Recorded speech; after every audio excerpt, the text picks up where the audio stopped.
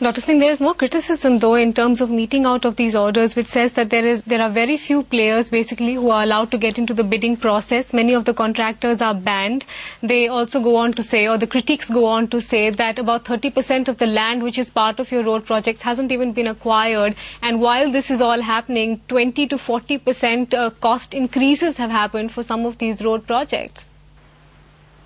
Okay, you've raised three different things. So let me try and answer these three things a little differently. Firstly, you said that the number of contractors are limited. Now, first of all, you would know that when we went into this whole thing of offering these out to bid, we had to follow what is called the RFQ process, which was stipulated by government, which had a particular clause which is 3.5.2. Basically, I'm not going to get into the details, but basically what it meant was that you have to choose 6 of the top bidders from those that have given their expression of interest in wanting to participate in the particular project. So there may have been 15, there may have been 20, there may have been 30, and there were in fact a large number of very good response that we got. We had to restrict it to 6 as per government guideline. Now this took a long time, and then we had this issue of, cartelization or monopolization fears coming up, and so we had to say that, okay, if you've already been qualified for 8, then you have to, await the balance. If you've been awarded 4, then you have to await a balance. This was a stipulation which is a second kind of stipulation, which is an 2.18.1. We had to do this because of government instructions in the whole bidding process. However, for NHAI, we made a special request to government that we should be taken out of this process because there are a large number of players and large number of projects. So government has in fact taken a decision and said that after this initial lot of bidding, there will be no further requirement of this 3.52. That means we are no more required to limit the number of bidders to the top 6. It's now going to be just a certain barrier that you cross in terms of your basic financial and experience criteria, and then you're offered the bid. So all the future bids that are going to be now given out will be basically on an open system. And as you know, NHAI is offering and proposes to offer a large number of projects in the next financial year also, where this criteria will no more apply. So that is my answer to the first part. The second one, you talked about land acquisition. Yes, land acquisition has been a problem. We are a democratic country. Land acquisition has to go through the local process, through state governments, through the local land revenue authorities. Now this does take time. We are aware of it. But a large number of steps have been taken by appointing nodal officers, by having a special drive to ensure it gets done. And as the project progresses, this land acquisition issue is certainly handled. As you know, we are building our projects basically on existing roads. So a large amount of the land is actually already available. It is only the balance which needs to be added on as the process starts. And as per the new MCA, we are making available 50% of the land at the time of start and the balance 50% during the construction phase itself. So I really don't see any major problem arising out of it, as this is the commitment, and we go through the process and make it available. The third thing that you mentioned was I think the whole issue of the kind of responses that we are getting. I've just clarified that a little earlier, that I believe the responses are certainly improving as the market itself is improving. No, my third point was about cost escalation. But aside from that, sir, would you respond to why there's so much higher demand or appetite for some of the state highway projects, where every state highway project gets as high as 20 to 30 bids, and the companies themselves are saying that maybe it's because of greater availability of land or a larger percentage being provided or guaranteed straight up front, and perhaps even a better revenue sharing model or revenue recovery model? See, I don't know which particular state projects you're referring to. You'll have to be specific about it. If you're talking about the recent ones which were given out at Gujarat, remember they were all given as annuity projects.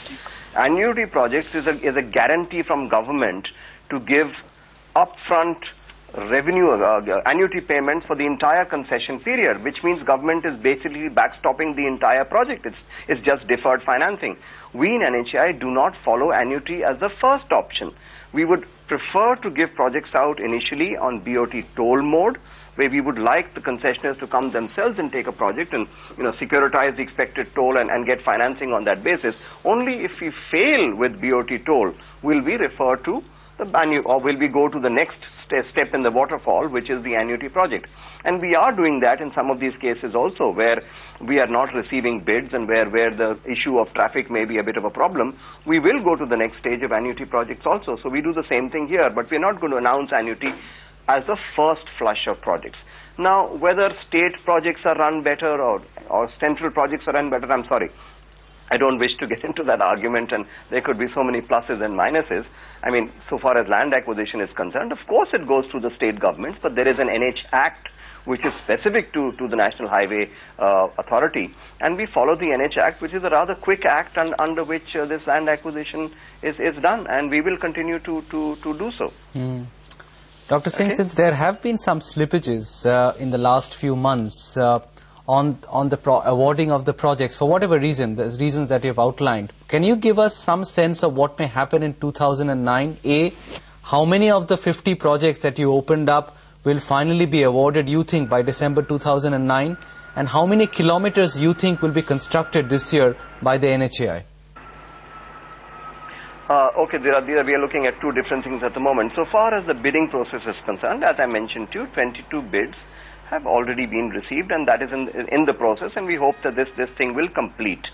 So far as non-receipt of bids is concerned, which are the balance projects of the initial 60 that we are talking about, what we have decided in NHAI to do is to restructure these projects.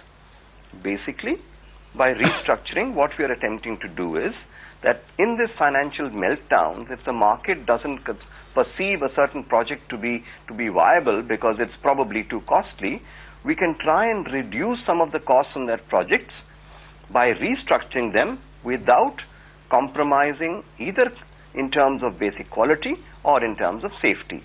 And this can be done, and our engineers are working on this to do this. So by doing this, they will be able to reduce the costs on these particular projects and then offer them again under the same BOT toll mode. Similarly, for new projects which are in the pipeline, we have another 20 or so which are already ready in the pipeline in terms of the fact that their DPRs have been completed. We are also restructuring these projects because we know the market appetite today and the cost of finance, etc., and the meltdown we are all part of. We are restructuring these also and putting them out to bid again. So we have, as very roughly, approximately about 60 projects, again worth about 65 to 70,000 crores, which are going to be offered in the next quarter. That means in the next financial year. That's a fair amount of projects which are in the pipeline, and we hope that the market response will be good, particularly because we have restructured the project. So, Dr. Singh, that's the point which I'm saying. Can you tell us how many will you achieve closure on by the end of 2009? I can't guarantee closure. I can only tell you what we're going to put out to bid. It's the market response. I mean, we all know we work in a market economy.